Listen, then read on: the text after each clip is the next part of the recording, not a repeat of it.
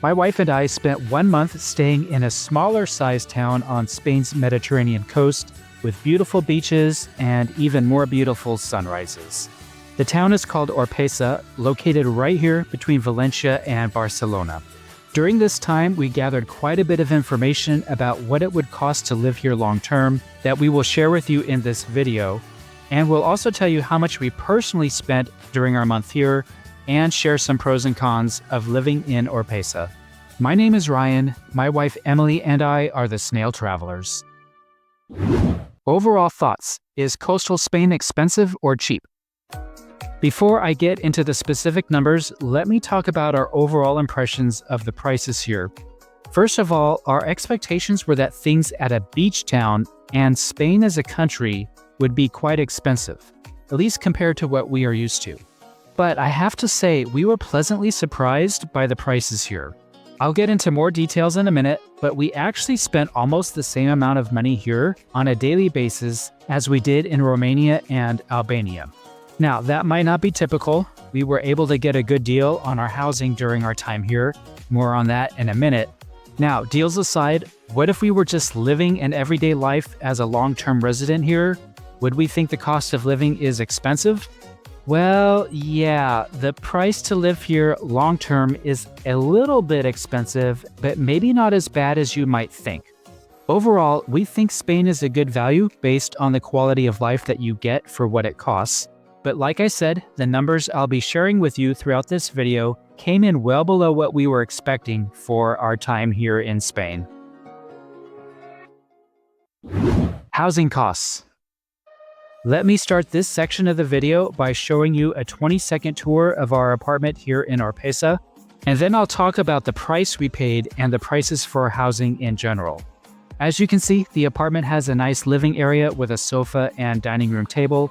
The kitchen is small, but perfectly adequate and well-stocked with everything needed for cooking. We discovered that the dining room table was expandable, which was nice because it gave us more room to eat and work. The thick window shades were terrific for sleeping, and the best part of this apartment, we think, is the balcony. Just look at the view here. It's pretty nice, don't you think? Especially in the morning when the sun comes up over the horizon and starts to light up the day. The price we paid for this Airbnb was €800 for 1 month, which we think is a great price for a 2-bedroom apartment so close to the ocean. But at such a low price, you can expect that this apartment wasn't going to be perfect, with just a few very minor issues, like this door being stuck. One of the 2 showers would turn itself off when pulling the shower head out of the socket. The other shower was so small, and the shower curtain would blow inward, which caused the shower curtain to be pressed against me and made it even smaller. Now, we came here in the relatively deserted off-season, and it's because of this, combined with a longer stay discount, that the price was very reasonable in our opinion. In the summertime, an apartment like this rents for several €1,000. Now, an oceanfront apartment on a 1-year lease can range between €900 and €1,100 when you include the utilities. But move just a block or 2 away from the water and you'll find that the prices drop into the €700 to €900 range for a 1-year lease. And for purchasing an apartment similar to ours, you're looking at something in the $200,000 to $300,000 range for an ocean view, or the $100,000 to $200,000 range further away from the water. Activity costs. So of course, the number one activity and the main reason people come here is to go to the beach. The beaches here are indeed beautiful. As you can see, there are several beaches to choose from. This one here is Playa de la Concha. Not a long beach, but it is very wide, so it's easy to find a spot even during the busy summer season. Just north of this beach, we have Playa Morros de Gros. One thing we were told about this beach is that in the summer, people will come set up their umbrellas first thing in the morning before space runs out. Then they leave and come back in the afternoon. Our favorite beach was Playa de las Amplarias because it was close to our apartment, was quieter than the other beaches, and has a fabulous green space along the Malecon.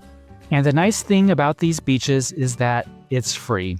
unlike some of the other beaches in Europe where you are practically forced to rent a space with a chair and umbrella.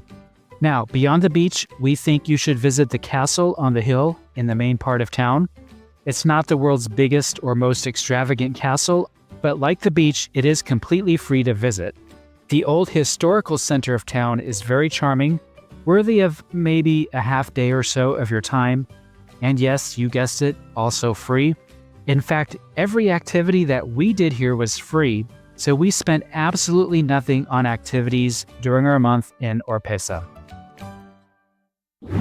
Restaurant prices.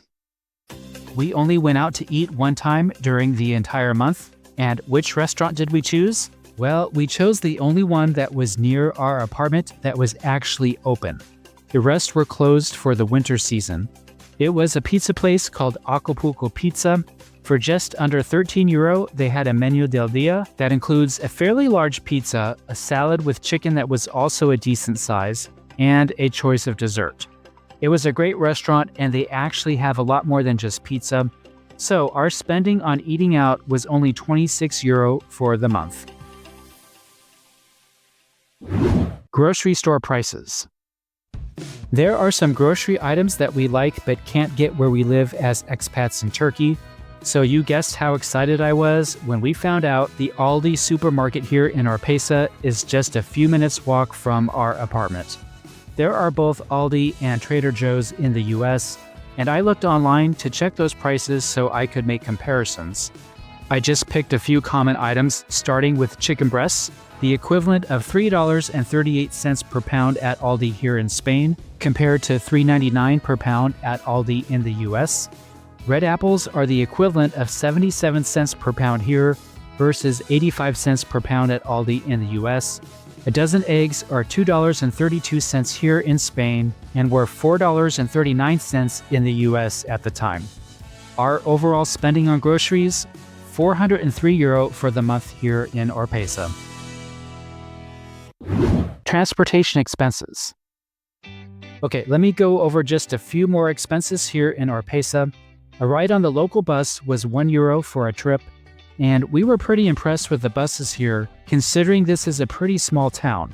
The town next door, called Orpesa del Mar, is on the train line, making it easy to get to neighboring cities without a car. For example, the hour and 45-minute train ride to Valencia is about 9 euro each way. Our total spending. So here it is, my friends, our total spending broken down by category. The miscellaneous category that you see there is for things like a cell phone plan for 1 month, a few small items at the pharmacy, a few bus rides, and also I ripped a hole in my pants when I went down this slide on the playground near the beach. So we went to the Thursday flea market in town so that I could buy a new pair of pants that cost 8 euro. The total we spent, 1,295 euro, is for both of us for 1 month. Overall, we were quite surprised that our spending wasn't higher and are pleased with the cost of living in relation to the quality of life here on Spain's Mediterranean coast. Pros and cons. Let's talk about some of the pros and cons for a long-term stay or living here, and we think the biggest pro, of course, is the access to the beach. Pretty much every apartment building in this town is within walking distance of one of the beaches.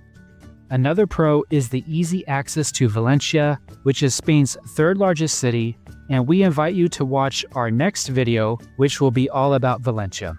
The third pro to living here is the clean air, not too much pollution compared to the bigger cities. The biggest con for us would be how crowded it gets in the summer and how deserted it is in the winter. We were there in the winter and it felt a bit desolate.